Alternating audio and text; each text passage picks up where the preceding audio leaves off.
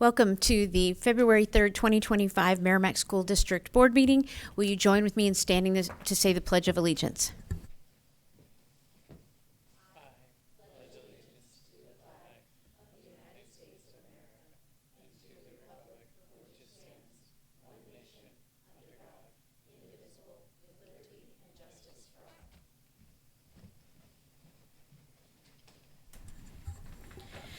It reminds me of the days when my husband was stationed on Air Force bases and the national anthem played at 4:30, and you stopped wherever you were and stood there. So, you know, I wasn't military, but somewhat at attention for the national anthem. Yes, you also had to stop your car if you were driving on the side of the road. You had to pull over. Oh, So, yeah. yeah. All right. At this time, we will open up the floor for public comment and participation. We always like the public to come and share with us their thoughts. If you would like to participate, you may come to the mic and state your name and address. And if you are a student, you never have to state your address. With that, I will open the floor.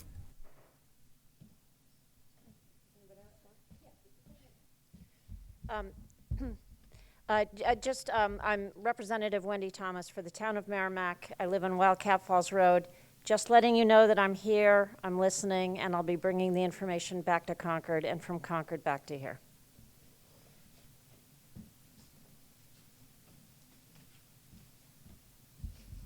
Hi, I'm Heather Robitaille, 45 Springfield Circle. I just wanted to express my appreciation to the district and the staff of Thornton's Ferry for hosting the Literacy Night last week. It was a really successful event. It was great to see that it was open to the entire public. So there were people there with really, really young children who haven't even started in our school system yet, and students of different ages. I thought it was terrific that childcare was provided. So for families that would normally have an obstacle to participate in these evening activities, that obstacle was removed. So I appreciate the thought put behind that. It was really interesting to see how the instruction with the new wisdom curriculum impacts literacy and the Scarborough Rope and all the components. So there were great demonstrations for, I think, families to really get a hands-on view and understanding of just how complex literacy learning is and how that translates into writing and how that will be helping our students in the future as they build on those skills and can bring them successfully forward. So again, great appreciation to Amy Doyle for bringing that curriculum here and to all our staff for rolling that out and sharing the information for our English language learners, as well as the multi-tiered support systems that we have to help students with these skills. I would certainly encourage anyone in the public who has questions on where some of the investments in our district are going and the results that we're getting to come out to these events. I think I heard that there might be one offered next year, and I think it's a great opportunity for people to take advantage of it. Thank you.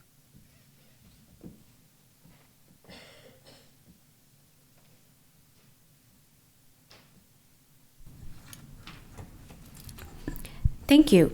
We will go on to our superintendent update. Thank you, Lori. Thank you for mentioning that, Heather, because that was going to be the first thing I mentioned was thank you to the staff, for Amy and for the staff of TFS and system-wide for a great literacy night.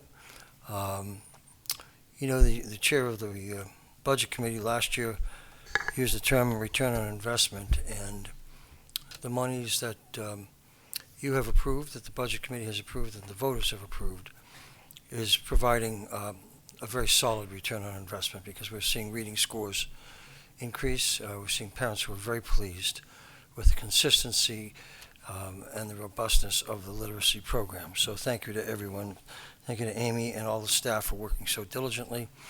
You know, here's the importance once again also of providing professional development. You know, several years ago, we had no early release days in the school calendar, and we're going to be working on the school calendar very soon. We have a survey out right now, but with your support, we've implemented 5 early release days, which are extraordinarily important. Every organization, private and public, trains their employees, and it is immensely important that since we are working with children, that our staff be trained as proficiently as possible. We've got an excellent staff. Just add professional development and great things happen. Well, a little word about 2-hour delays. This is where at 4 o'clock in the morning, Matt is up, Rich Desmond is up, I'm up. We're talking to each other. It looks like the Arctic Circle, and by 9:30 or 10 o'clock, it looks like Miami Beach out there. But please keep in mind that those decisions have to be made early. We're always cognizant of students driving to school, but also slippery side roads in particular where children are walking to bus stops, and we know how many accidents occur on days that have snowy conditions. So thank you for your understanding. Sometimes a parent, and we've all said the same thing from time to time, why do we have a 2-hour delay? The roads don't look bad at all. Well, some side streets are still very, very slippery, and we want to make sure that everyone gets to school safely and back home. Just a word of caution, we'll keep our eye on this Thursday. This Thursday could be a very complicated day of weather, and so I would say to parents right now, we're not sure what's going to happen on Thursday, but just make sure that you probably have some arrangements for childcare if there is a snow event of the magnitude that is predicted, which is not great, but which may be enough to cause a cancellation. So, and that is it. I'm going to keep it brief tonight, and that is it. So thank you. Comments or questions from the board? I would just add, if you're on social media or can look up a website, New England Weather Guy is a great resource to track the weather. He often gets it right when maybe our local station or even AccuWeather are not that accurate. So he's a great one to follow, and he's not overly ambitious in his snow totals and things like that. He's very cautious and very rational in his reasoning. So, Question. yes. Mr. Olson, you said that there's a school calendar survey that's out already. Is that just as the staff at this point? As a parent, I have not seen it. We have both a parent version and a staff version. You have not seen it? Oh, That has not gone out to parents yet. oh, thank you for letting me know that. Yeah. All right, Assistant Superintendent for Curriculum. Good evening, everyone. I just want to take a minute to pile on and thank the TFS staff for a wonderful literacy night last week. Julie and Brooke and Ginny and Kara. We also had some partners there from NHED who are working with us on our literacy grant. So it was just a wonderful event. As Heather pointed out, there were some great hands-on activities to help people understand the complexity of literacy and how all of the pieces that we've been implementing starting in kindergarten are really coming together. It was a wonderful night. This Wednesday, November, geez. This Wednesday, February 5th, is an early release in the Merrimack School District. And similar to our December day, we will provide a mix of mandatory trainings, some instructional support, and also some time to address some building needs. And arriving in your email inboxes tomorrow is a series of parent-family engagement events that the district will be sponsoring between now and the end of the school year. This includes a variety of topics that we hope will be helpful to the school community. One of our first events will be helping the community understand our ACERT program. Justin Agres, who is a police officer with the Merrimack PD, that's a new addition to their team. He'll be giving a talk at Merrimack Middle School about ACEs and ACERT. We'll also have some opportunities for parents and families to understand more about executive functioning, how to support positive behavior at home, understanding the IEP process, and there'll also be an opportunity for the community to meet Dr. Khalees Warnham, who we've been working with over the last couple of years from KW Diversity. So that will arrive in your inboxes tomorrow. Questions or comments from the board? Thank you. Assistant Superintendent for Business update. Oh, thank you. Last week, this is just an update. It kind of ties into what we're going to be talking about as far as warrant articles. There's a warrant article on the that we'll be reviewing tonight and voting upon, which is to replace sections of roof at Master Cole Upper Elementary School and MES. I think there's around $834,000 in there. We got a number of bids and quotations last week, and I can assure you that probably a couple were over and a couple were right on the money, and we're in the process of evaluating those, and we can say with confidence that we can get the job done with that amount of money. Some years, it does change a little bit between the bid process and when we present them to you. So I just want to let you know that's the original figure we had, and that's the one we're going to use tonight. Thanks. Comments or questions? Okay. Student representative update. It is February. We have begun Black History Month. Our Students for Cultural Equality, as always, are doing an incredible job. I believe that they have do an incredible job both at the high school to highlight diversity and at the lower levels. I believe they're going to go to Thornton's Ferry for one of their reading programs shortly. In addition to that, we are going to be starting course selection soon. As part of that process, Nashua High School South will have an open house for their CTE programs on the 12th, and Nashua High School North will have an open house for their CTE programs on the 13th. Any upcoming juniors should definitely attend that, even if they're not thinking of a CTE program. They're great two-year programs to help you figure out what you want to do post-high school. And so those will both be at 5 o'clock on their respective dates. And then in terms of Merrimack High School course enrollments, there are a couple of new courses that have been added, and you can always find the course guide on SAU26.org. And of course, guidance counselors will hand that out to students as well. So those are the big things happening in February, as well as seniors who won't be doing course selection. They are getting a lot of their college decisions back. So all around, kind of big news, big decisions. Thank you. It is a fun time. And I skipped right over the school board update, so I will just add that now. First of all, I just want to add on about the TFS. I was very excited that the school board was invited, and I went to attend. And just to give a little glimpse, I went to the 4th grade writing seminar to see how those students are learning. And just to give a brief overview, our 4th graders are learning how to write 4-paragraph essays, with including a thesis statement, 2 points in the body to support their thesis statement, and a concluding statement, and why that essay is important. And I can tell you that that is an advanced skill for 4th graders. And we got to see how they are pulling both from nonfiction and fiction works together. These students are learning the Greek root words and the Latin root words so that they can recognize those roots in English words. They are learning how to think literally and figuratively. And as a teacher in high school who has to assign research papers, I think it is exciting that our 3rd graders are doing 2-paragraph essays, our 4th graders are doing 4-paragraph essays, and their writing skills are being built each year. So by the time they reach high school, they have incredible writing skills. I can tell you that my own college-age students, they've been to various schools, can honestly say that their peers that have come up through other systems, through other curriculums, lack those writing skills. And so the investment in our literacy curriculum is not just heavy in learning how to read, but how to take reading and translating that into what is ultimately reading for writing. And so I was really, really impressed. Also, to be able to see all the curriculum, there were tables set up for each grade level, so you could look at the books, you could look at foundations, you could look at wit and wisdom books and see what the students are reading. By the way, they are beautifully designed. They are colorful, they are easy to read, to look at, they're visually beautiful, and they are a wide range of topics. And that's what I really love about this curriculum, because the students are learning so much in their literacy curriculum.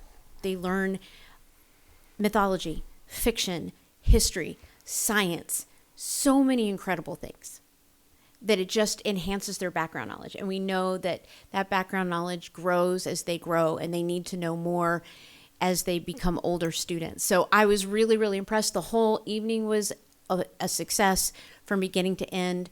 And I just want to congratulate the TFS staff and everyone who was involved in that event. It was spectacular. And I'm so glad that we had that grant to be able to do this evening. Lori, may I just, and I'm sorry to interrupt, may I put the writing skills in perspective? About 7 years ago, I convened a meeting in my former district with about 20 business leaders to find out from them what the emerging skills were that we were going to have to address. And I remember there was a gentleman by the name of Bob McDonald, who was a manager at IBM. And when it was his turn to speak, he said, Bill, I bet you're going to think I'm going to say science and engineering. He said the two most important skills that I'm looking for that we need in IBM is young adults with better verbal and written communication skills. So that's the importance, that there's going to be a tremendous payoff for a child down the road in terms of employable skills. Absolutely. Yes, Jenna. I just want to piggyback because I left home tonight with my child doing a 6th grade wit and wisdom writing activity based on the story that she was writing. And I had ordered the book from Amazon because I like having them at home, and it's beautiful and it's colorful and it's great. But she was like trying to show me, and I was like, I'm going to write a note that says, your teacher needs to explain this to you because I actually don't know. But it was so challenging. And I mean that in a good way. I couldn't even I was like, I'm definitely going to get this wrong if I try. And I would say writing's my thing.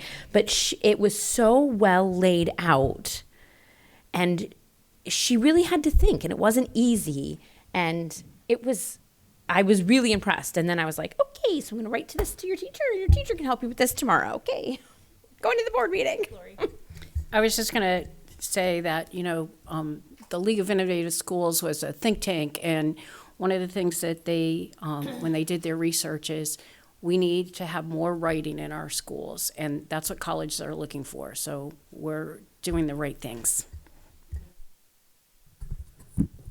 I wanted to give another wit and wisdom example from 3rd grade because Jenna made me think of it. My daughter has been bringing home these passages from the books they've been reading. It's a short paragraph, and she spends the week reading it out loud, and she has to read it 3 to 5 times a night. And the first night she asks a listener to evaluate her. Does she get a check minus, or a check plus? And it's on, did I read it accurately? And the next night you have to write, did I read it accurately? And did I use appropriate phrasing and pausing? And the next night it adds another level. And then the next night it adds a 4th level. And the goal of it is to become a fluent reader. Practice those skills over and over again, and think about how you're reading. And the what made me think of it with relation to the writing is on the last night, there's 2 questions at the bottom. What choices did I make while reading this passage? And she'll write things like, that was a scary part, so I used my loud voice. Or I'm trying to think of another one. She has occasionally written, nothing.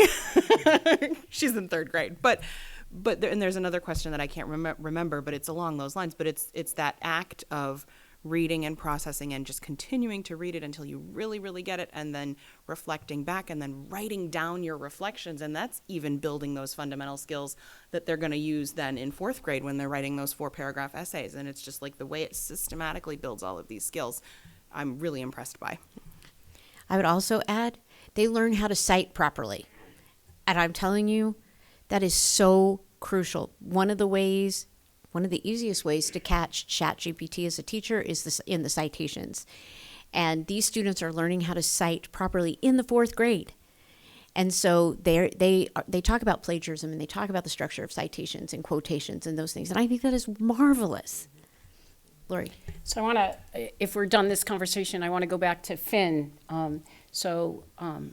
He was talking about the CTE programs, and I think it's really critical that people understand that students from Merrimack can go to either Nashua South or Nashua North, depending on their interest. And so Helene Talbot is actually a very good friend of mine. She's the director. She's wonderful. But if you go on the website, you will see that, for example, culinary arts is at North, but nursing's at South. And so, Finn, what was it, the 12th?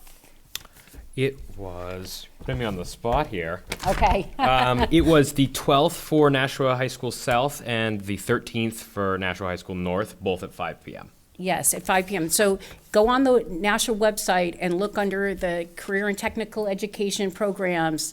They have cosmetology, nursing. There's so many hands-on programs, and Merrimack will transport you and get you there and work out your schedule. So it's a really good way to go if you want a different pathway for learning.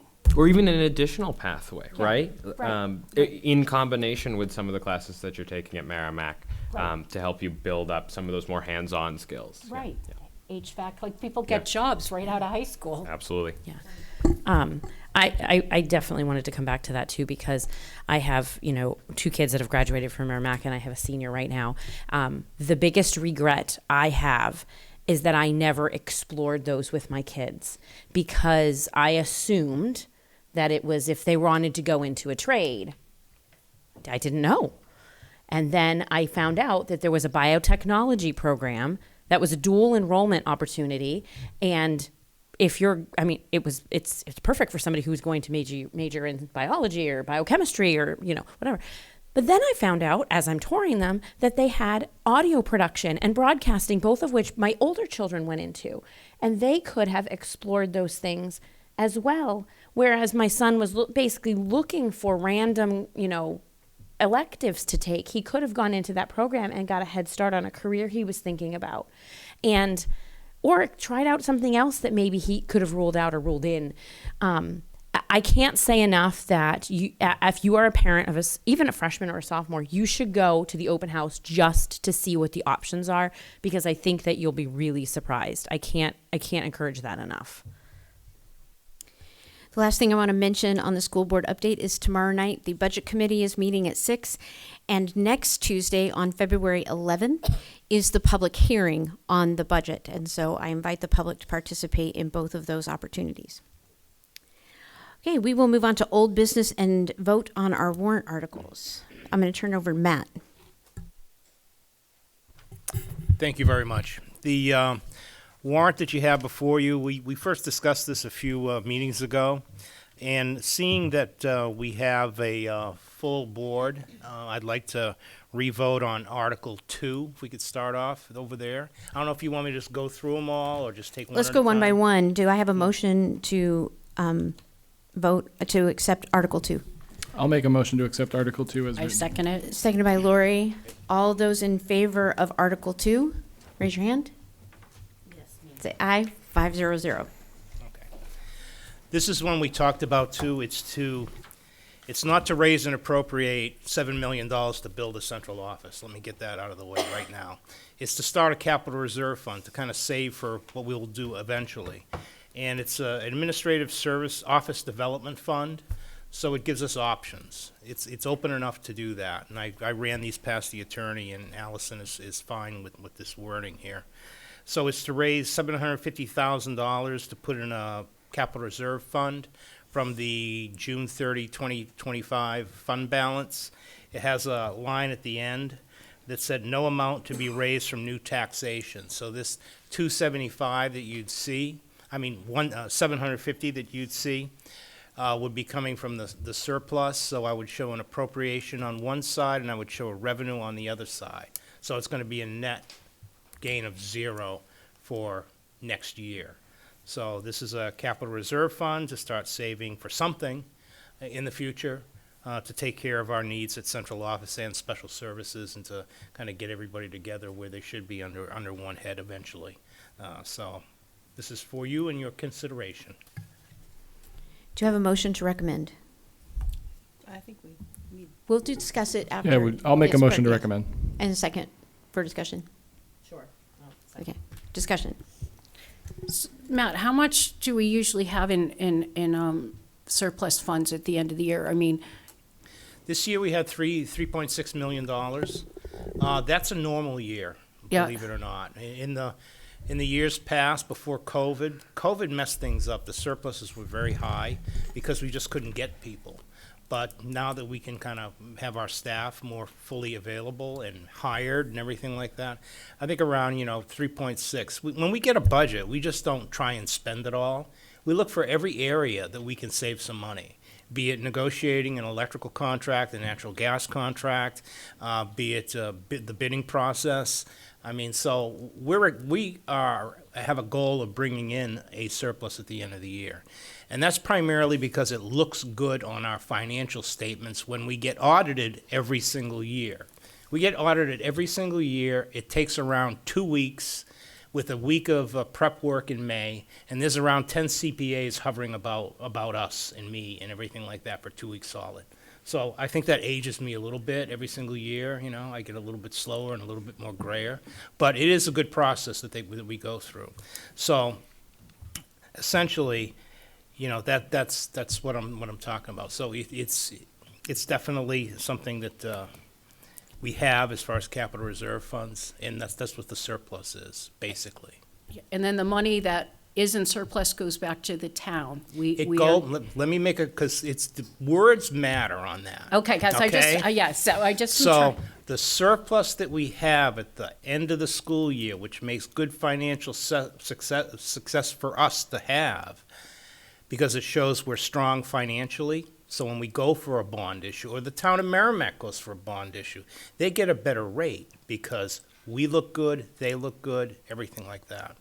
So, what was your question again? I carried it. Does it go back? Yes. So the surplus that we have, the unassigned fund balance, goes back to, I don't want to say goes back, is applied towards the school portion of the tax rate. So if your budget was $90 million and you have a $7 million surplus, you're going to raise only $83 million. So it lowers the amount you have to raise through taxation. It doesn't go to the town doesn't give it back to us, it doesn't go to Concord, it doesn't come back to us. All right. Yeah. Well, I appreciate that, because we all have questions about that always. I know, yeah. Which is fine, because it is complicated, especially when you get into talking about the statewide excess property tax. And people have to understand that doesn't go anywhere either, so. Naomi. What other capital reserve funds do we have currently, and what are the balances in those funds? We've got a paving capital reserve fund with around $300,000 in it. We've got another small capital reserve fund for another $3,000. We have a math and reading fund if we ever lost Title I. That was done a number of years ago. Probably has around $90,000 in there. We have a special ed capital reserve account trust fund that has around $535,000 in it. And we have a maintenance, repair, emergency fund that we only pull from if we have an emergency of around $540,000. So that's the extent of our capital reserve accounts. That was amazing, they just said that right. Well, I just know it. You know, I'm like, he's not even reading that. No, I just know it. I'm sorry. Yeah.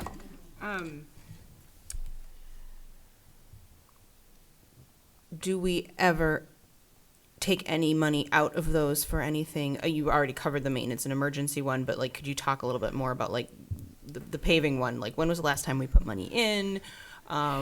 Probably a good 20 years ago. When was the last time we took money out? Took money out probably a good 20 years ago. I think we Okay. it went in and it came out. We had these reserve funds that would build up over a number of years and they just got depleted. We put a little bit in and we took it all out because we had paving projects to do. So at some point in the future, we should revisit or talk about that, replenishing those capital reserve accounts. But we've gotten to a situation right now where we have to pretty much think about doing some expenditures in that area, maybe in the next few years, as far as O'Gara Drive, the sidewalk on O'Gara Drive. Sidewalks. That's a critical thing to be done, and that's some money right there. But we're not talking about that for the here and now. We're talking about that for a couple of years down the road. And this particular warrant article, would this be the only money from our unassigned fund balance that we moved into a capital reserve fund for this Correct. coming year? So we Yes. would not be moving any other money from the unassigned fund No, balance no. next year to any other funds. It would just be this one. Correct, yeah. And we put the 750 there as a placeholder. I don't know if you want to talk about the amount, if you think it's essential or it's a good figure to have, but that's what we just kind of put in there. Naomi? I'll bite. It feels high. Yeah, let's talk about that. Okay, well, that's why I brought it up. Because before, when we did the special ed capital reserve account, and we did the maintenance one, we put $500,000. Or we build them up like 150, and then 75 or whatever it is over like a 3-year period. And 500 was the number I was going to throw out. It's hilarious how we have these discussions in, like, I haven't talked to literally anybody about this, and that was the number that was in my head too, so. Anybody else feeling a different number? No, I like 500. I thought the 750 seemed high, especially considering what's discussions that's been going on regarding. Well, and I think one of the things that I like about it is last year when we were talking about the SAU building warrant article, there were members of the public that said, well, you have a surplus, why can't you save up for it? And that's what this is addressing. This is addressing the saving up. And Naomi made a good point at our last meeting, like saving for a car. And that's something our family does. We save up for a car and then we buy used so that it's all paid for. And we're not taking out a loan or a bond for that vehicle. So I like the 500 number because it's reasonable. We're still, looking at potentially 3 million going back to the taxpayers in reducing the amount that will be appropriated on the budget. And it's the beginning of saving up. Any other comments, discussion? It makes me nervous though, still. I'm not gonna lie. I personally support this, and I think it's the responsible thing to do, and I think it's the right thing to do. I just think we have to make sure that the intent is very well advertised behind this, because a lot of stuff can be misconstrued and miscommunicated, and I think this is something that falls under that category. So I think we have to really make sure that it is communicated that this is not raising any new taxes. This is not even going to come close to affecting your taxes. This is all just coming out of the surplus. So that's my only. And I'm going to agree with you because it already went out on our last agenda into social media that this is false, by the way, before I say it, that the school board wanted to retain all of the surplus and give nothing back to the taxpayers. And that was not even remotely close to what the warrant article was proposing. So I agree. It has to be communicated well. Lori? I was just going to be funny and say, well, I think Ken can take that as the warrant article and make sure it's communicated correctly. You got it. And I think that it's obviously important it'll say that on the voter's guide that comes out. Just make sure that is, sent out in a timely manner. I mean, not that everybody reads it, not that everybody, believes it, I guess. I don't even know. But it's important, where it says, what's the effect on my taxes? Mm-hmm. No tax impact. Right? Yeah, we already have a motion. So I'll call the question. All those in favor of amending the motion to 500,000 and accepting this warrant article? Well, I should say, Ken, do you want to amend your motion? Yeah, I do. I'm going to amend the motion to adjust the amount from 750,000 to 500,000. Do I have a second? Okay, second. All right. All those in favor of the amended motion, say aye. 500. Are we ready to move on? Okay, next, Oh, Article 4. Yeah. Article 4, this is to raise and appropriate the sum of $823,230 for roof replacement at James Mascola Elementary School and the Upper Elementary School. You have a graphic, which I'll put online and publish, and we'll show to the Budget Committee, of the sections we're talking about as far as roof goes. Those sections are 2006, 2007, 2008, 2007. That's when the warranty went out. And we are having some leaking in those areas right now. So this is an important one to get done. And if we're talking about the future, probably in around over the next 4 years, at the end of the 4th year, into the 5th year, we're not going to be doing any roofs for around a good 10-year period. So that's kind of a breather on the catch-up kind of roofing projects that we've been doing year after year after year. So that would be, in my mind, a good place to add to the existing roof capital reserve account that probably only has $3,000 in it right now, and to build up over a 10-year period or a 5-year period or whatever, to have some money to kind of smooth out the tax increase or, whatever it will be. So that's just the thinking there. If we could keep this going, that would be appreciated, and there are leaks in those areas. But only when it rains. Lori? Makes sense. So as a member of the Planning and Building Committee, we spend a lot of times on roofs and the facilities of the Merrimack School District. And so I just want everyone to know this is a critical need always, and we do a great job making sure that our facilities are in good shape.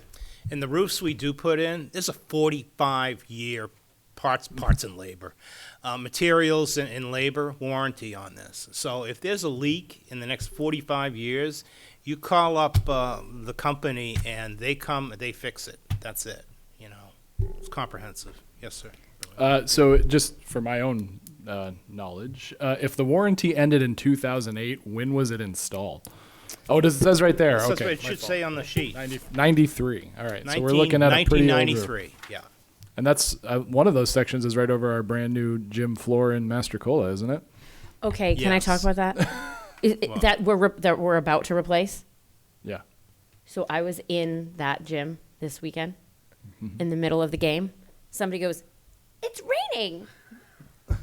I'm literally, it dropped. And I out loud said, "I guess we need a new roof." And then I was like, oh, I probably should. But literally it dripped right in the middle of the floor. And I was like, well, there it is. There it is. Yeah, my son plays games in there every weekend, and they're always having to wipe up the floor. Yeah. 'cause of Yep. I was like, did that really just happen? Made me laugh. So do I have a motion to recommend? I'm going to go ahead and make a motion we recommend. Do I have a second? it. All those in favor or any further discussion? No. Okay, all those in favor say aye. Aye. 500. Okay, last you have your operating budget, which you already made an adjustment to it. You have the amount of police detail at the high school for games and activities and sporting events. And that was a $27,000 reduction from what was presented to you by administration, and so the number comes to $96,823,198. So if you're going into handing this off to the budget, it'd be nice to have a vote of the board. And if this number does change, and it's the only one that can change on this warrant article, you will have an opportunity to vote on it again. So if the BudCom changes it, you can vote on it. If the deliberative session changes it from what the BudCom said, you can vote on it again. We'll have a meeting after the meeting. Okay, so there it is. Do I have a motion to recommend? I'll make a motion to recommend. Do I have a second? Second. Any discussion? We kind of did all of our work sessions in December. Naomi. We did, but I feel like it's worth reiterating that the ask represents a 1% difference between the default budget, and it represents way more than 1% of progress of improvements that our administration has done an excellent job in the past few years as well, of being very precise and targeted with the changes that they've made at our direction when we established our goals, and that we're beginning to see the progress and the fruits of that coming now. And it's a little bit more, but it's a good investment, and I just wanted to say that again. I would also add, and there was a budget committee member who mentioned this as well last week, we've level funded the last 3 years, and we have not kept up with inflation, not even close. As I said before, the year inflation was 8%.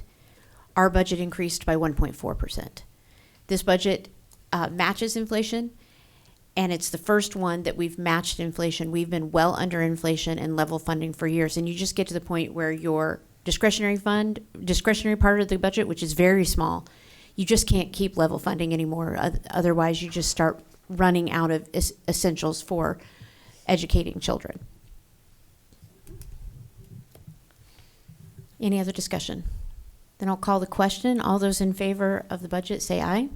Aye. 500. As part of our ongoing discussions of the budget, we have another presentation. Amy, I was wondering if you would run the PowerPoint for me.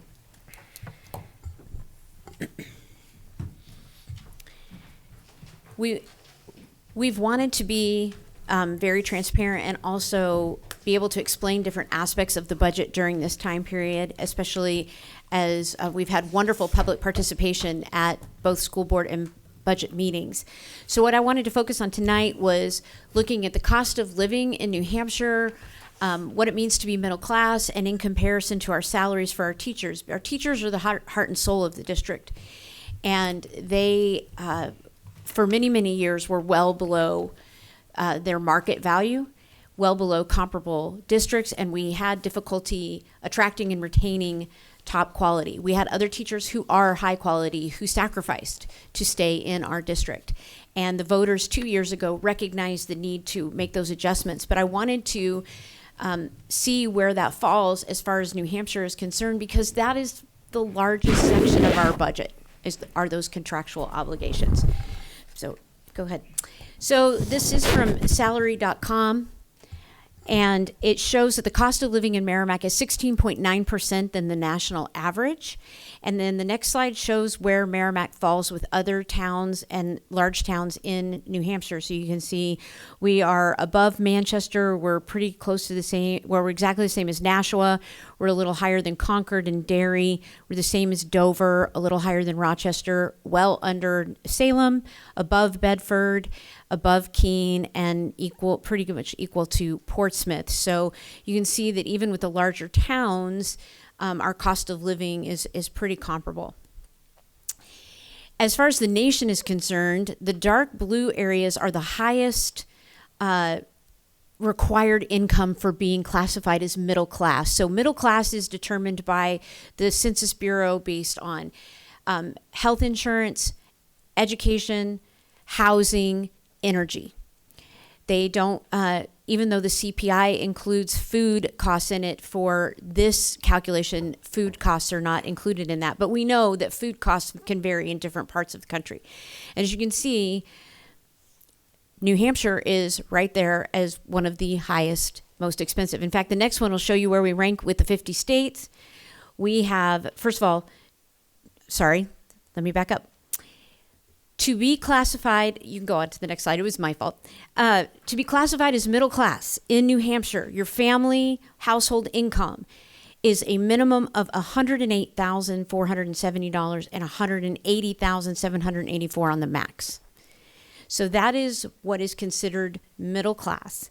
I think that is astonishing. You can see the difference for the country as a whole. But also this represents a 36% increase from 2012. So the cost of living in New Hampshire has dramatically increased, and we are second in the nation behind Massachusetts for the minimum income needed to be classified as middle class. You can go to the next one. Now here are our teacher salaries. This is the grid for this upcoming budget year, so this includes the third year of the contract that the voters voted on. And I want you to see, for example, a teacher who's been teaching for 4 years with a bachelor's degree, the income is $47,900. Let's go up to our highest point, and that's someone who has their PhD or their EDD, and they've been in the district 19 plus years, and that's $88,600. That previous slide that I showed you that showed the $108,000 is the minimum household income to be classified as middle class in New Hampshire is income alone. That is not benefits. So when we talk about salaries on this grid, I'm only talking about the cash that's getting paid out, not the benefits. That's important to note because most people who are classified as middle class have some sort of benefits, employee paid health insurance, dental insurance, possibly eye insurance. Those are already factored in the definition of middle class. So that income range from $108,000 to $180,000 is just income, not benefits. And the grid you're looking before you is income without benefits. Our teachers are not making bank and getting rich. I just want to make that clear. These salaries are still not wholly competitive. They are much, much better, but they are still not totally competitive with some of the districts that surround us. And our teachers are choosing to stay here. So Bill, what has been the impact on hiring and retention with the new income grids that we have? Well, there has been a significant increase in the quality of the staff that we have been able to attract.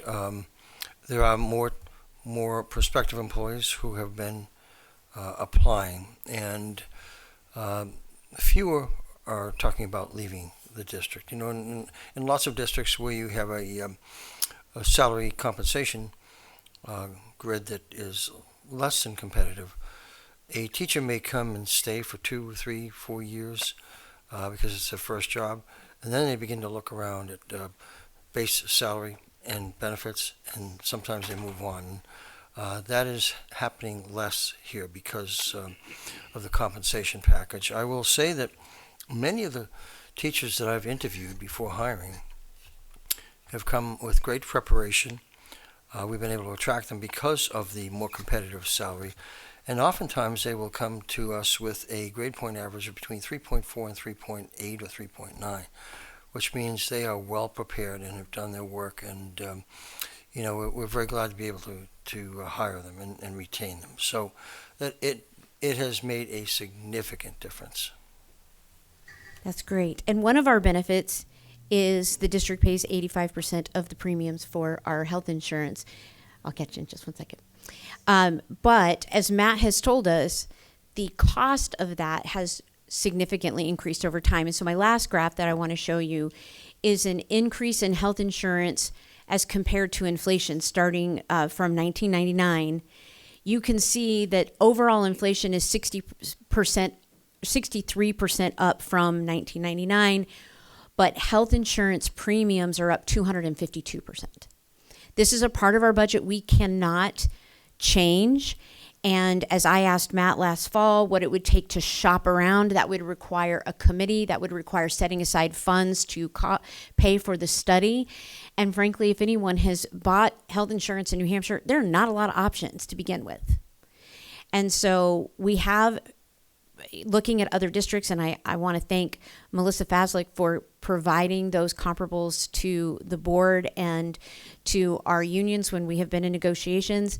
We have competitive healthcare packages in terms of cost. But as you can see, health insurance has dramatically increased. So this is another part of our budget that it exceeds inflation. It is something that we can't control, and there's very little options for shopping that around. Lori?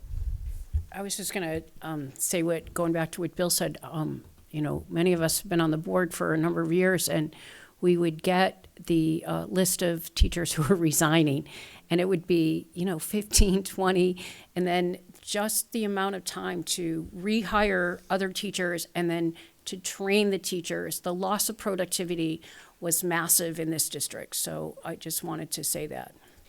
I will also add, on the positive side of that long list that seems daunting, is that we have right-sized the district overall in faculty and staff. So many of you may remember a number of years ago, we were projecting a higher enrollment, and so hiring happened. This was long before any of the 5 of us were on the board.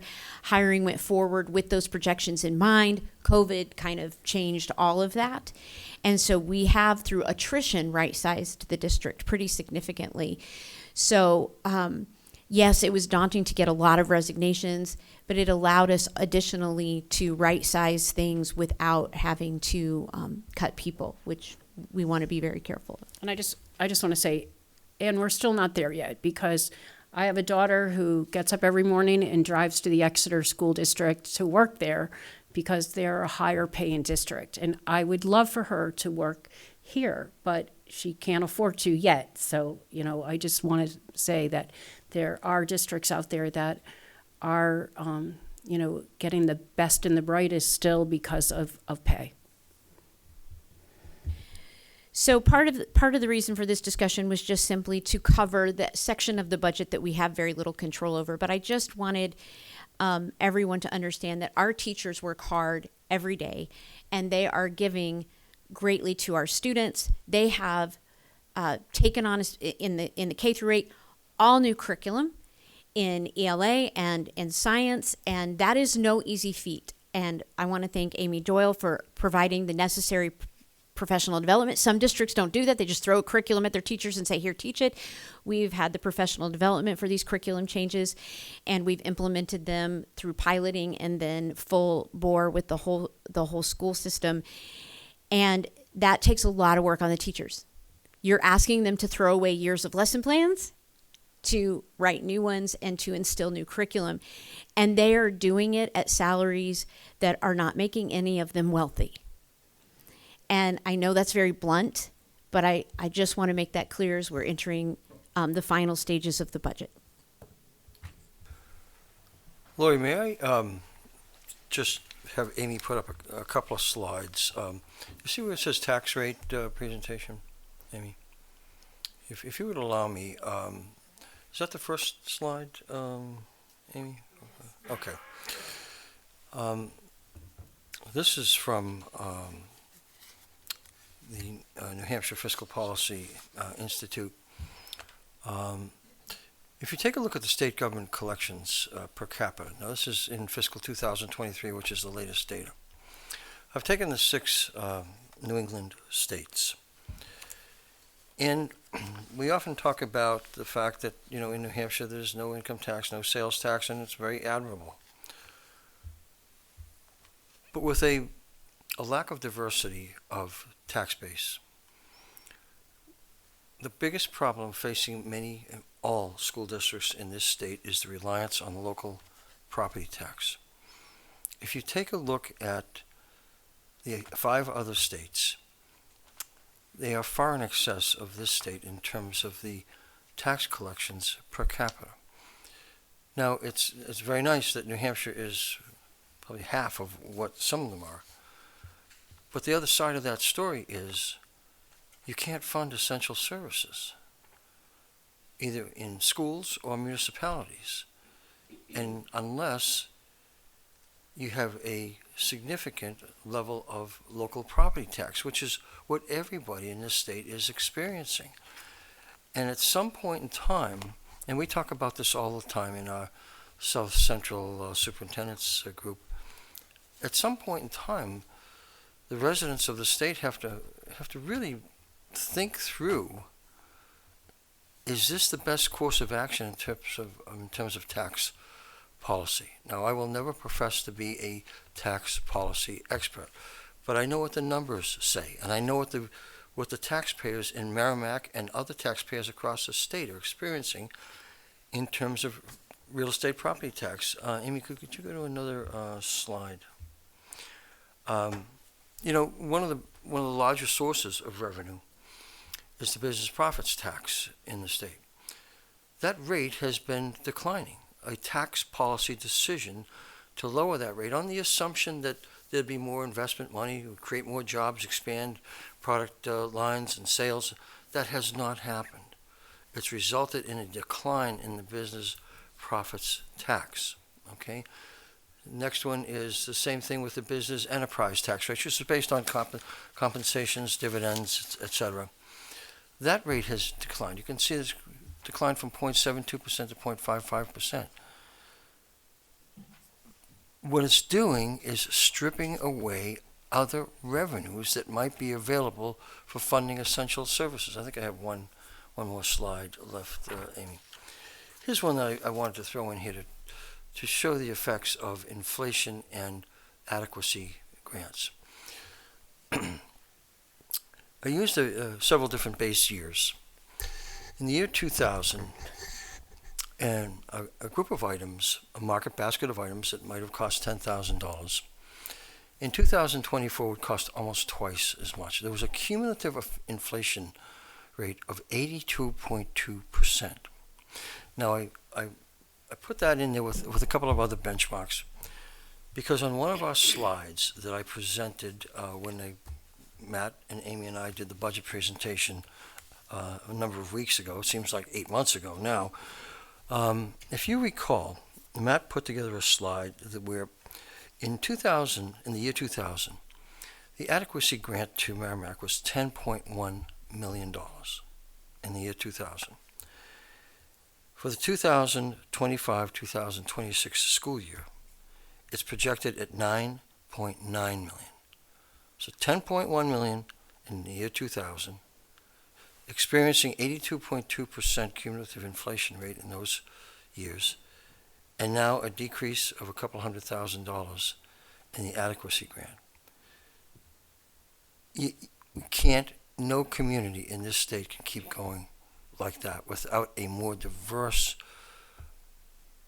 tax policy and look at, and I'm not, I'm not preaching here, I'm not telling the legislature or the governor what to do, but at some point in time, this breaks, okay? And it's in the process of breaking, and will continue for every community in this state unless there is an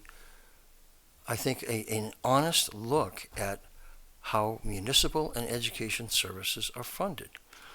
Let's take the sales tax, and I'm not here saying, let's implement the sales tax in New Hampshire, but the 5 other New England states have an average sales tax of 6.2%. All right? Certainly, people come to New Hampshire to shop for no sales tax. Let's say that the legislature passed 2%. 2.5% sales tax. That's at least something, but makes it still more competitive than the other New England contiguous states. So I'm just saying, look, I think it's time that people need to start looking at this honestly and say, look, it's nice to not have a state income tax. It's nice to not have a state sales tax, but the property owners in this state are being killed because of that. Because we know that the tax levy has 2 components. It has a residential component, it has a commercial industrial. We saw what happened a year ago when there was, correct me if I'm wrong, about a $70 million reduction in the levy on the commercial industrial component. That had to be made up, it's like a seesaw. One levy component goes down, the other one has to go up to garner necessary operating revenue. So, I'm not here to try and preach fiscal policy, but there does come a point where we have to be realistic about what's happening, and in the future, how can we possibly sustain essential services, both in school districts and municipalities, with the current tax policy structure, okay? And that's all I'll say. And I want to add 2 things to that. It was mentioned at the Budget Committee in public comment that Florida is #1 for education in the country. Now, that varies. You all have seen all the rankings. It depends on which ranking you're looking at. There are 9 states in the United States that do not have state income tax. Florida is one of them. But 8 of those other states have sales tax, and they use sales tax to fund education. Now, again, I'm not advocating for sales tax. I am agreeing that we need a diversity of revenue sources. But I'm just saying, it is an apples to oranges comparison to say that. And when New Hampshire ranks in the top 10 of all of those lists, we're doing well, but property owners are getting killed. And I want to go back to the graph that's up there. And I said this the night that we saw that, but it was way back in December. The $10 million we had in adequacy aid would be equivalent to $18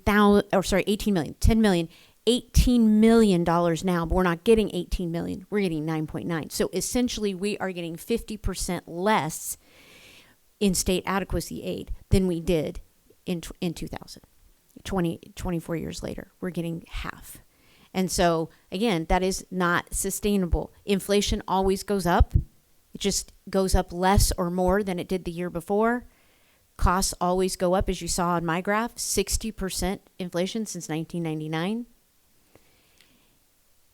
And, it doesn't matter what cuts we make. It's still unsustainable to continue putting the overwhelming burden on property owners for revenue. Naomi and then Jenna. I don't know if this is going to be too many numbers for people, but I've been doing a lot of analysis of numbers the past couple of weeks. And because I have it in Google Sheets, I pulled up a spreadsheet I'd made. And that year, I'm glad you mentioned that year where the commercial base, the valuation changed, because that year, the school budget went up about 4%. That year, inflation was also about 4%. Our tax rate went up 12%. Like, that just is so striking to me, because we proposed a budget, right? If we had a budget that was the same as inflation, that means we can buy the same amount of things as we bought the year before. So we're buying the same amount of things that we bought the year before. and the taxes went up more than twice as much. And that was not within our control. It wasn't within the town's control either, I don't think. I don't think it was in anybody's control. I actually spoke with some people who know a little bit about economic trends and that kind of thing, and that was actually apparently a shift that happened all over that year, all over the country. It was something to do with post-COVID that I don't remember all the details of, but the valuations shifted and the commercial property lost value. And like you're saying, the property tax holders are left holding the bag, and it's not fair. So a lot of it had to do with work from home. We were still heavily work from home. And so companies were giving up their leases on commercial property, so those commercial property owners didn't have income stream coming in from those places. Utility companies didn't have utility increases because utilities were just on minimum. All of that, affected it. And even though a lot of companies are pushing back and making people come into the office, we still don't see that large investment in renting and leasing commercial space yet. And there's going to be this lag in that commercial property valuation. Jenna. I was just going to say that this is all when we're talking about the state not meeting its obligation. That's what we're talking. This all is what we mean when we're saying that.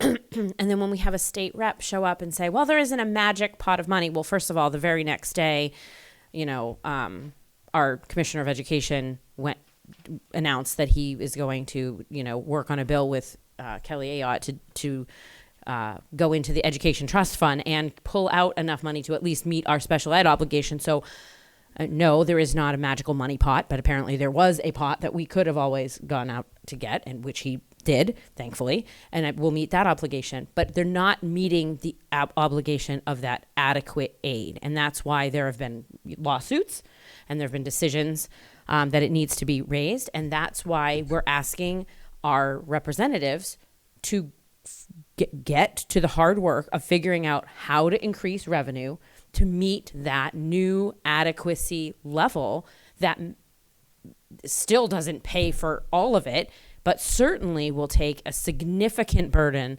off the taxpayers, the homeowners, that are saying they can't sustain it. And we understand that. But at the same time, we still have a school district to run. We still have to provide a free and appropriate public education to all students,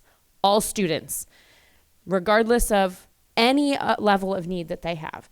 And in order to make progress, we need to invest beyond just the default, because the default represents our legal and contractual obligations. And we are making progress. And we don't want to see that progress stop or stall, because for the first time in years, we are really starting to see the traction and the improvement, and we want to see that continue. So yes, we're asking for a small amount above default, and we're asking the state to do their part to help us relieve the burden on taxpayers. Any other discussion before we move on? Is there any new business? Then we will move on to policies. So Matt, our annual review of our investment policy. Yep, thank you very much. This is one that we have to do per statute, and this is one that my auditors looks at every single year to make sure we've done it. We only missed 1 year on it. It was 2021, and you can figure out why that was. It was the COVID year, and a lot of stuff just didn't get done. So this is the investment policy. It talks a lot about the duties of the treasurer and the school board and my office and everything like that, and the superintendent. Basically, objectives: safety of principal, liquidity of investments, yield, standards of care, prudence, ethics, and conflicts of interest. It talks about that. It also talks about the system of internal controls. The internal controls shall be reviewed by an independent auditor annually, and they are. So it's basically what we've had back in 2008. It is still viable right now, as the RSA hasn't changed any, and you just have to say that you've reviewed it, and it has to be mentioned in the meeting minutes that you have reviewed it, because that's what they look for. Any questions on this policy? Then I will state that we have reviewed this policy on February 3rd, 2025. Thank you. Okay, we have our first reading of revised health education exemption instruction policy. Do I have a motion to waive the first reading? Sure. Go ahead. Oh, it's the second one. Yeah, okay. Yes, we read this originally back in November, and then we referred it back to legal counsel. And, so this is the second. Can you turn your microphone on? I'm sorry. Yes, as I was saying, this is actually the second review. We consulted with legal counsel, asked us some questions from the November review, and this is what we're bringing back to you at the present time. Are there any questions or changes?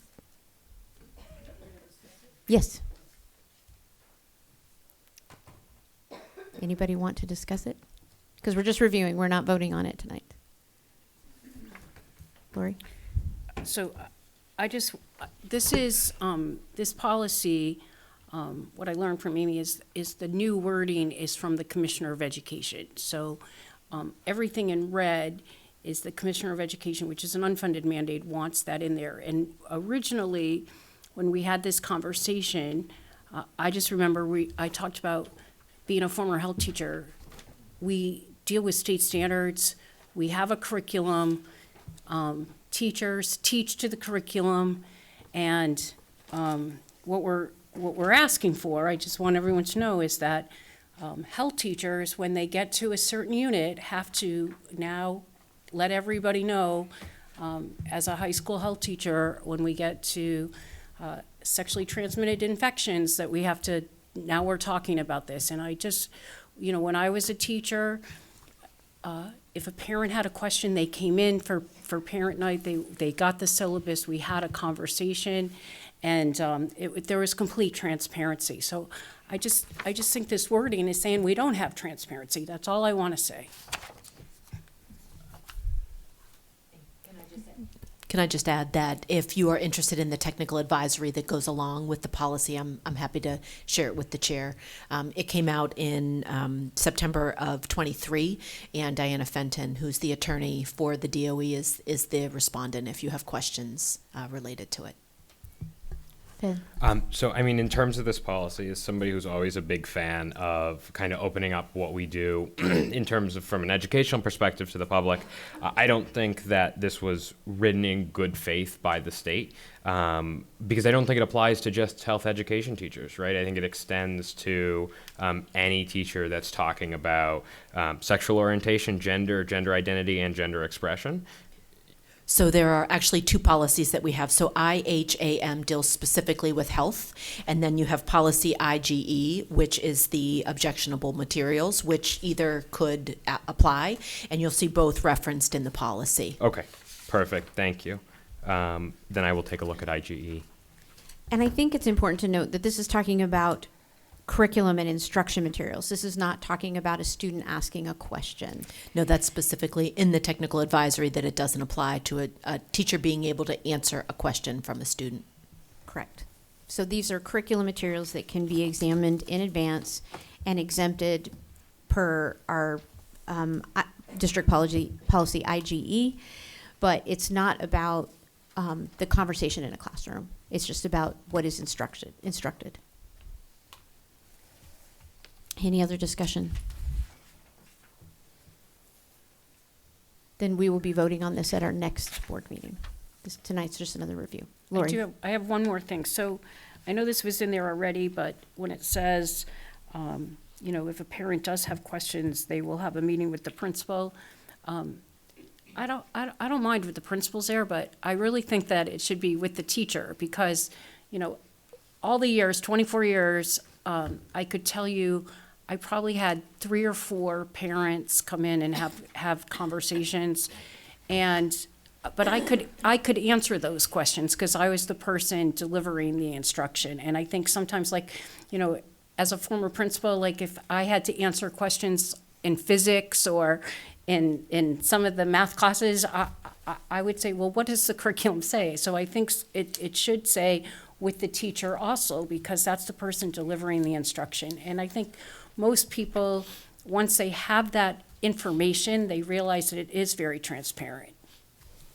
Does the policy say that, like, that if the meeting is made with the principal has every right to invite the teacher, yes? Yes. Yes, that's correct. It's just the policy, the practice is that the principal would engage with the parent, with the materials. But of course, we would invite the teacher. The teacher, yeah, that's all, because I think that's, the teacher is the one that's giving the instruction. And, the principal's going to be like, well, here's the curriculum versus, having a deeper discussion on what really is the learning in the classroom. And I think that's where most parents go, oh, that's reasonable and acceptable. And I agree with you, Lori. As someone who teaches and has taught controversial topics, it was so much better when a parent came and said, I see what you're teaching. Can you share with me how this goes in your classroom? What is the conversation happening in your classroom?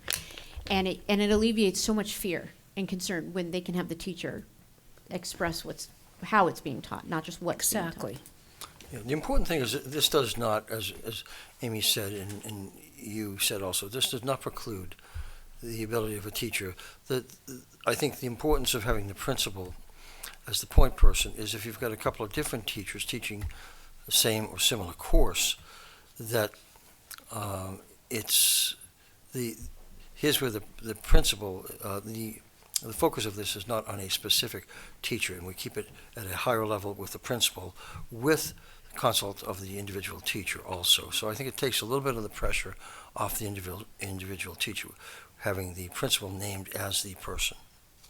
And it also goes to policy IGE, the opt-out process. So if a parent would like to opt their student out of something, part of the responsibility is for them to develop some alternative materials that have to be approved by the principal. And of course, we would, look at the experts. In this case, our health teachers, they know much more about, what would be the state and national standards that we're trying to meet there. So it would be a collaborative effort. Okay, moving on to procedural safeguards, non-discrimination of the basis of disability. Lori, can I add something? Yes. At your table tonight, there were actually a collection of new policies. We got some very last minute input from our legal counsel. And so you'll notice that policy ACE as well as ACER, which is the appendix, and then AC, ACR, and ACR2. I know that's a lot. If you could refer for your first reading to the ones that were at your seat, because again, Allison came in at the last minute and we didn't have a chance to get them in your packet. Give me 1 second. Because I'm on the old packet. There's red ink on this one.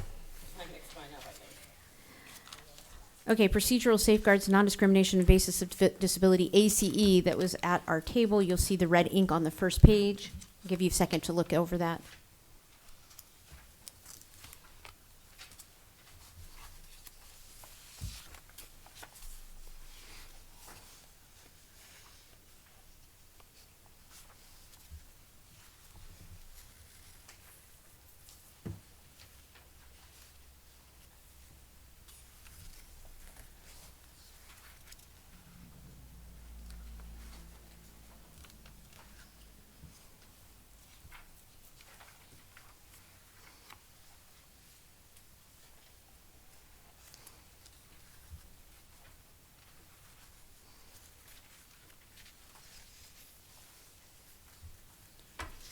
Usually we waive the first reading, but I want to open it up in case there's a question.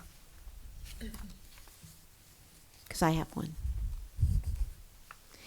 On the first page, under grievance procedure, third paragraph down, if the issue is not resolved after the informal resolution process, the complainant may request that the board places this matter on its agenda. Because this involves a student, we would normally put that in non-public. Should we have that word in there so there's no confusion that it would be on our non-public agenda? Let me check with our legal counsel on that.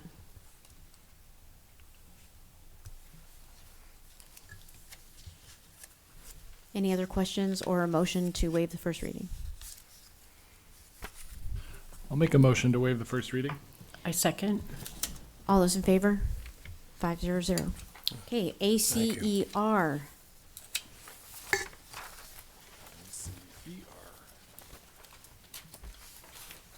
This is also a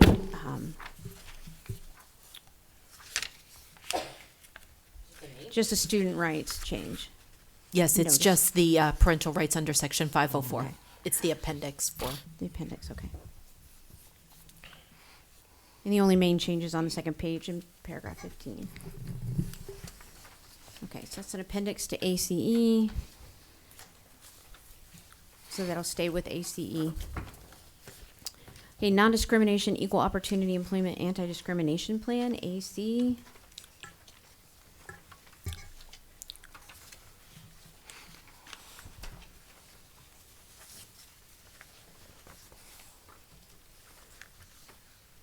You'll see some highlighted sections in it in yellow.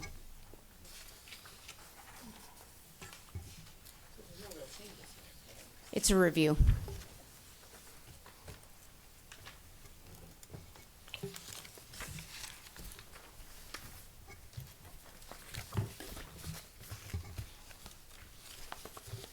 Are there any questions or comments on AC? Then I will note that we reviewed it on February 3rd, 2025. ACR just adds human resources. Again, it's an appendix to AC. And same with ACR2.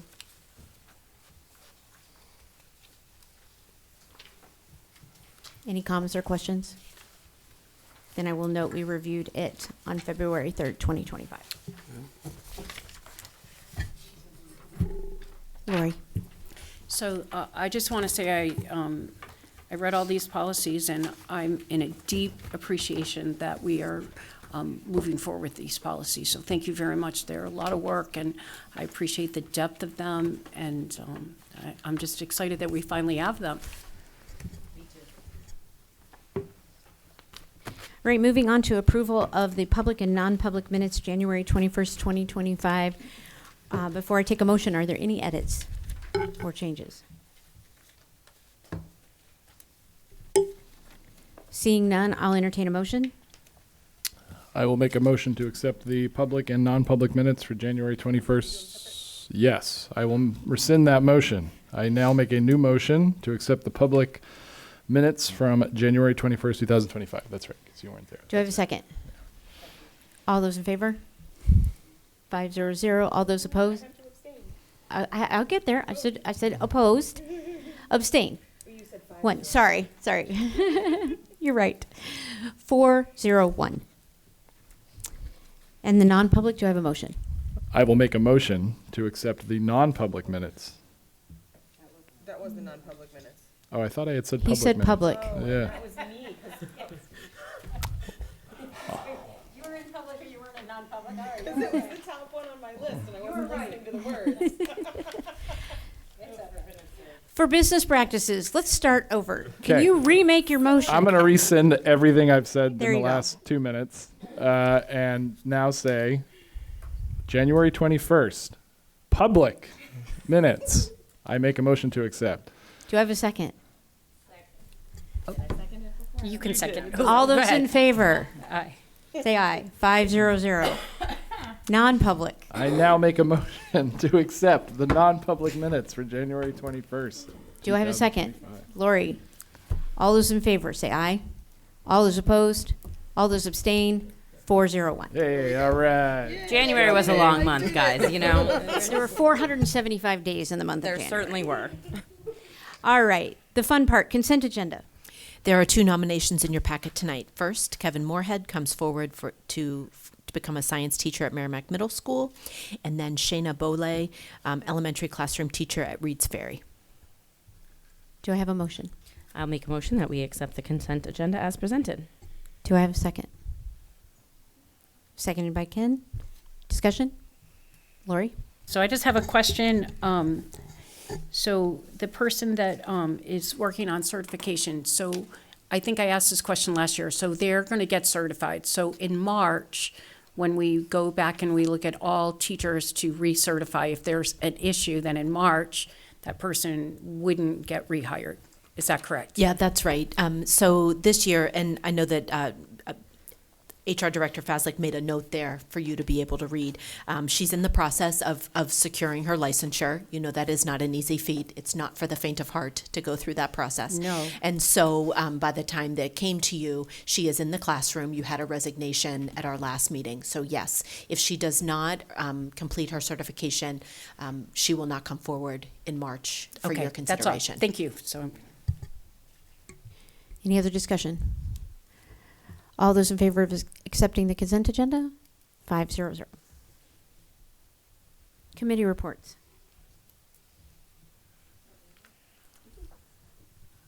I went to a budget committee meeting on the 28th.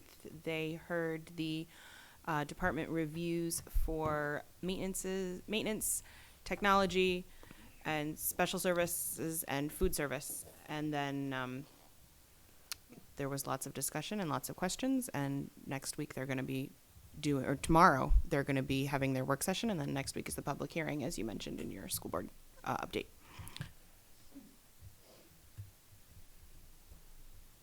Any other committee reports? Okay, correspondence. Jenna? I had a parent reach out to me with a concern at Merrimack High School, and I just pointed them in the right direction. I've had several of those as well, and some of you were CC'd on them. Some of them were just Jenna, but those have all been directed to the appropriate person to handle those concerns. Naomi? I was CC'd on a communication from a parent, but all of the appropriate people were also on that email. So I have not yet responded, but I will. I also received some positive feedback on the board's work, and just all of you would have been CC'd on that as well. And it's always good once in a while to get positive emails from the public. Okay, comments from the board. Finn. There was one thing that I forgot in. Oh, never mind. I didn't forget. I wanted to save till the end to boost everybody's spirits. Last meeting, I talked a little bit about a special event that the high school was going to do in February. I know, very exciting. But I'm here to update you on that. Ideally, on Thursday, we will take a little bit of time out of the day, and we will be hosting a whole school unified basketball game. So the entire school will be able to watch a unified basketball game towards the end of Thursday, and I think it's going to be something that's going to be very exciting. I know students have been hard at work practicing and hard at work making signs and flyers to help support this event. So I'm excited to see what it looks like. Other comments? Lori? So I appreciate all of our updates on policies. I know we've had a request on policy, so I do think it's really important that we continue to update our policies. And there's some policies that I think are probably pretty critical. And that policy committee has been renewed, so. Ken? So I just wanted to take a minute here and just let folks out there who are watching know that filing for town offices opens in about 2 weeks. February 19th is when they open, and if we have 2 positions on the board that are up this year, one of them's Naomi, one of them's myself. If you're interested in running, head on down to the greenhouse. Yes? Yeah, greenhouse. You can go see Sandy Swanson down there. It's a quick process to sign up to run.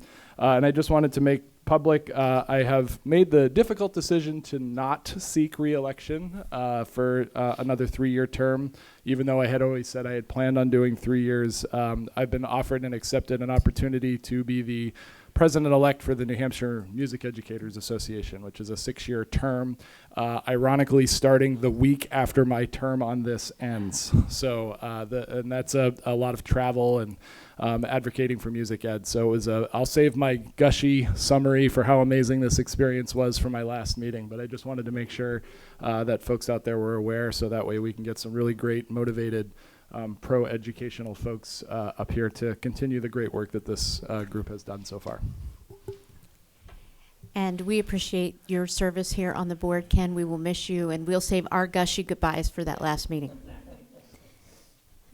We'll have to ask if we have enough money for Kleenex. I don't know.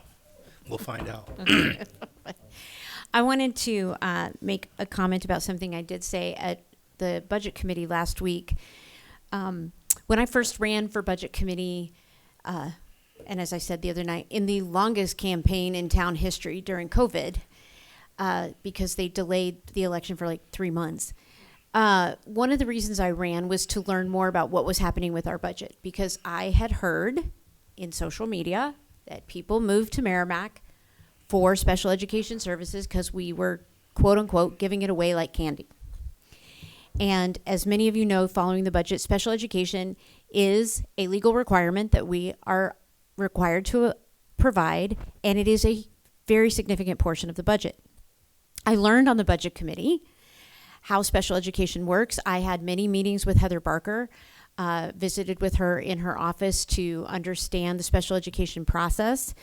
At that time, my daughter was graduating with a degree in special education, so I was, fact-checking with her to learn as much as I could about special education.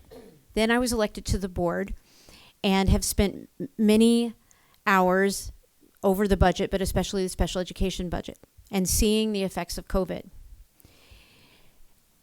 I want to make clear that all decisions regarding IEPs and 504s are data-driven. The data through assessments is what determines services.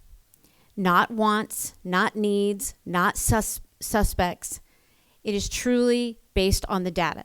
And that IEP team, which includes the parent or parents, teachers, special education coordinators, and those who do the assessments, collaborate together to develop that IEP or 504. Services are not just given away because people want them. They do cost a lot of money. And if we could hire all the people that we needed, it would cost less. But unfortunately, we have open positions still that need to be fulfilled, and we have to fill those services with contractors. What people may misunderstand as people coming to Merrimack because of special ed as quantity of services is actually a reflection of the quality of services we are providing. Now, I want to be clear. Nothing is perfect. No organization is perfect. This board is fully aware of areas of improvement in this district, including in special education. I don't want our special education parents to think that we think all is perfect. But the quality of services that are being provided to this district are superior. And having met a lot of special education teachers and parents in other districts, in other states, there are districts that restrict services. There are districts that try to get around what the data says needs to be done. There are districts where parents are ruling the teachers and getting services that the data doesn't support. Unfortunately, that's the reality of this business, and this education is a business. But Merrimack is providing quality services. I don't know if anybody caught this at the budget meeting, but last year, the population of special education in our district was 21%. This year, it's 20%. And I caught that when Director Sarah Reinhart said that. I think that is a testimony to the quality of services that we are providing, and additionally, the interventions that the voters have chosen to invest in our district, so that we can catch those students who just need extra support before they are in a position to need an IEP. So yes, our district is pretty comparable to other districts as percentage and to the nation. COVID has created a massive need. But we aren't just giving away services at high expenses. And the budget is a reflection of the free and appropriate education we are required both morally and legally to provide to all students, especially those students who need an extra hand.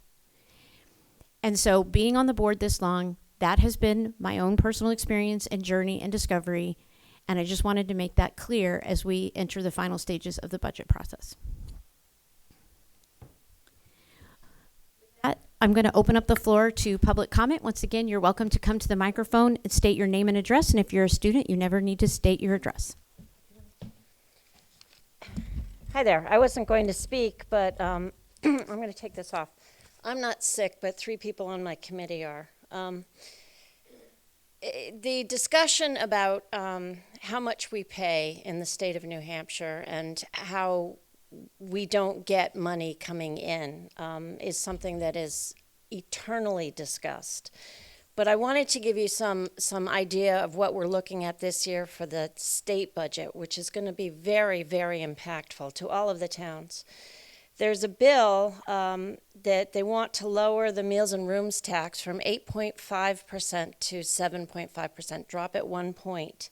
That would benefit the tourists, not the people that live in New Hampshire. We would have to make up the difference in our property taxes. The interest and dividends tax that was removed last term has created a $189 million hole in our budget, our state budget. That tax benefited the top 10% of the wealthiest people in New Hampshire. No one asked for it, but they got it. So that's $189 million that we've got to cover. The vouchers, the unlimited vouchers, I'm not talking about the ones that they have now, with no income cap at all, it's estimated that that would cost the state of New Hampshire $60 million for that one. And it looks like that's going to go through. We're trying to stop it, but we can't. Yep. I'm also hearing that a goal of the party that is in the majority is to cut the budget by $500 million. That's their goal. They just want to, that's the number they want to reach. And then, as was said, we can't stop essential services. We still have to pay for them. So this budget that they're proposing is going to come on our backs. The other things is that on a federal level, the Canadian tariff that was put down this weekend, I think what I read, I was up in Concord all day, but I think it's been postponed now for a month. That is great instability. We get 22% of our fuel from Canada and our electricity from Canada. We can't play around, so we're going to have to budget for this 10% increase across the board for all state buildings and cars and things like that. The other thing, from the federal side, they're talking about, now this is being challenged in court, but they're talking about defunding Meals on Wheels, WIC, SNAP, and school lunches. We can't let people starve. So again, they can defund that, but it comes down on our backs. We have to cover essential services. One way that we've been trying to raise money, because, if you say you're for a tax, that's the end in New Hampshire. Nobody wants that, but then we don't want high property taxes either. We've been floating adult use cannabis. It's very popular in the state. 70 to 80% of the people want it. I don't think it's going to I don't think it's going to pass with Kelly Ayotte. However, Vermont is getting $15.2 million from their taxes on cannabis. Mass is getting $272 million. Maine is getting $35.5. In a state where we don't have a sales tax and we don't have an income tax, we got to figure out what to do. So what I can report back, and I'll be back again, but my advice is to contact your state reps, because we're the ones that handle the budget. We vote on the budget, and let them know what you think, because it's not fair, and I'm a taxpayer myself. It is not fair that we have to cover the costs that the state keeps downshifting onto our backs. So that's all and Representative Rung actually sits on the Finance Committee, so I'm sure she's going to have information on that as well.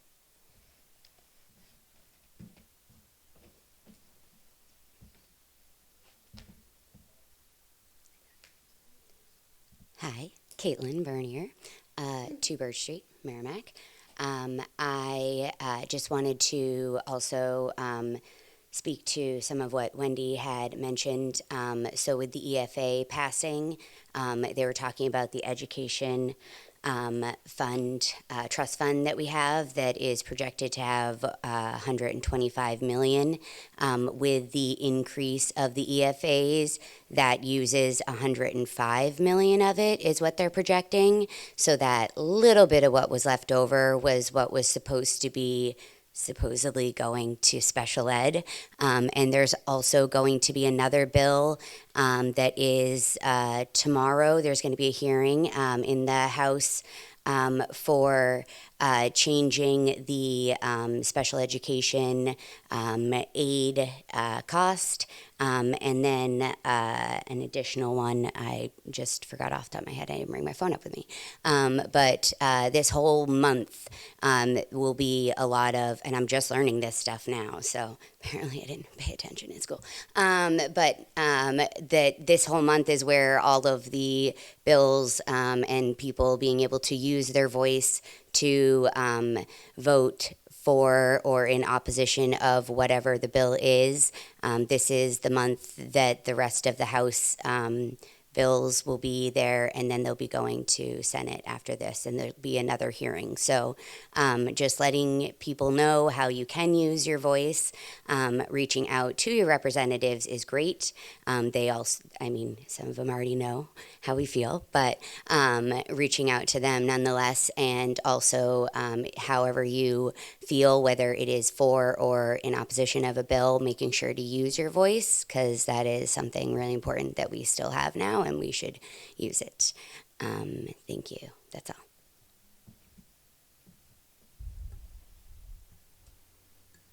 I will entertain a motion to adjourn. So moved. Do I have a second? Second. All those in favor? 500. Thank you and good night.